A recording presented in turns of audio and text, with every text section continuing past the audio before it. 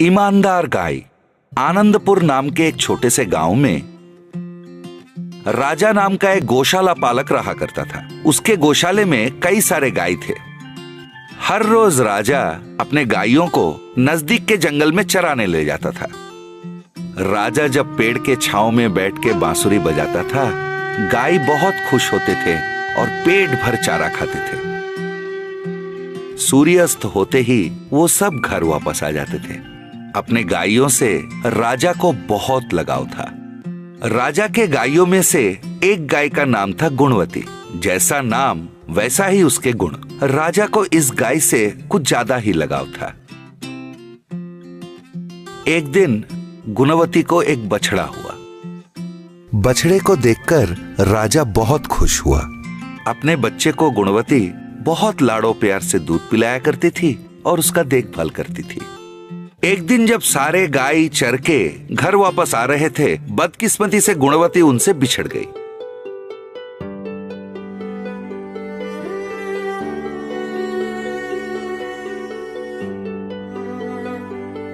वो बेचारी अकेली डर डर के जंगल में से गुजरने लगी। अचानक उसके सामने एक शेर आ दमका।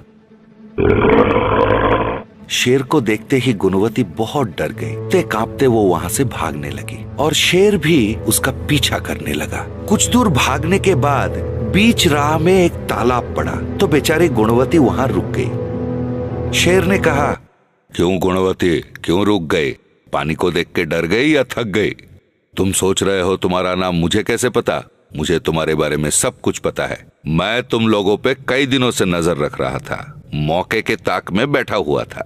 तो गुणवती ने कहा, शेर जी मुझे जाने दीजिए, फिर कभी इस जंगल में चरने नहीं आऊंगी। शेर ने कहा, मैं क्या पागल हूँ जो तुम्हें जाने दूं?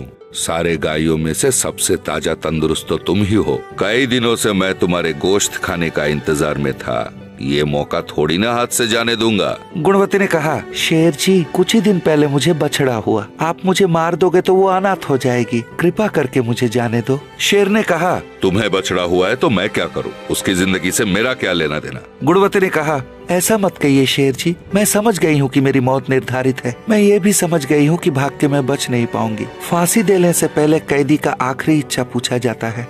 मैं आशा करती हूँ कि आप भी मेरी आखिरी इच्छा पूरी करोगे। तो शेर ने कहा, वो इंसान है, सारे पागलों के हरकत करते रहते हैं, जानवरों में ये सब नहीं होता। वैसे भी बताओ तुम्हारी आखिरी इच्छा क्या है? गुणवती ने कहा, शेर जी आप अगर अनुमति दोगे तो मैं आखिरी बार मेरे बछड़े से मिलकर जी भर के उसे दूध पिलाना चाहती हूँ। शेर ने कहा, अरे वाह, तुम तो बहुत चालाक हो, इंसानों के साथ जीती हो ना। ठगने का आदत तो तुम्हें भी पड़ गया है। तुम्हें मैं जाने दूंगा तो तुम थोड़ी ना वापस आने वाली हो। गुणवती ने कहा, शेर जी मैंने कभी अपनी बात से नहीं मुकरा। अपनी बछड़े की और भगवान की कसम खा के कहती हूँ, मैं दूध पिला के जरूर वापस आऊंगी। शेर ने कहा, ठीक है तो जाओ, मैं भी देखता हूँ तुम अपनी जुबान की कितनी पक्की हो।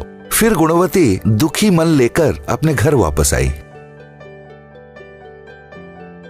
अपनी माँ का राह देख रहा बछड़ा दौड़ के आया और दूध पीने लगा।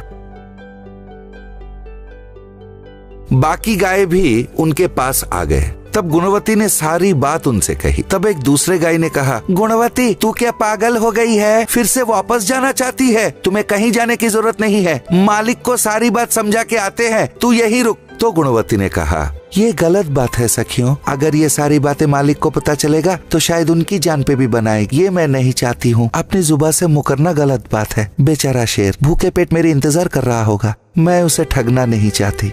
मैं आशा करती हूँ मेरे जाने के बाद मेरे बछड़े को अपनी बछड़े की तरह पालोगे। तब बछड़ा रोने लगा, माँ माँ मत जाओ माँ, तुम्हारे बिना मैं रह नहीं पाऊंगा। तुम नहीं रहोगी तो मुझे दूध कौन पिलाएगा, कहानियाँ कौन सुनाएगा, मैं किसके पास सोऊं माँ, मत जाओ माँ, वो कहने लगा।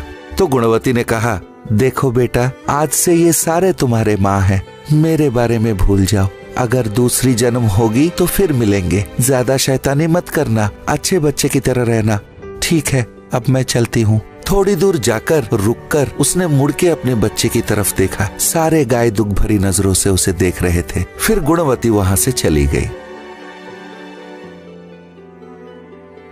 जंगल में वो शेर के गुफा के पास आ पहुंची।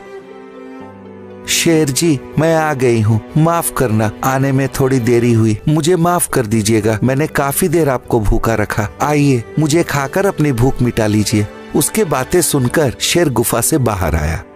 गुणवती को वहां खड़ा देखकर वो चौंक गया। उसने कहा, तुम्हारी ईमानदारी देख के मैं चौंक गया हूँ। इंसानों के बीच में रहकर भी इतनी ईमानदारी। तुम जैसे ईमानदार और सत्यवादी को मार के खाऊंगा तो इस जंगल में मुझसे बड़ा पापी और कोई नहीं होगा। मुझे पाप का बोझ नहीं चाहिए। आज से तुम और मैं दोस्त हुए। तुम्हें और तुम्हारे साथी गायों को इस जंगल में बाकी जानवरों से मैं रक्षा करूंगा।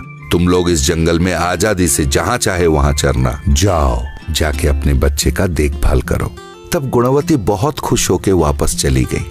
गुणवती को वापस आते हुए देख सारे गाय बहुत खुश हुए। इसके बाद गुणवती अपने बछड़े के साथ खुशी खुशी रहने लगी। तो बच्चों, ईमानदारी हमारा धर्म है। ईमानदार का ईमानदारी ही उसका रक्षा होता है। अच्छी लगी हमारी कहानी?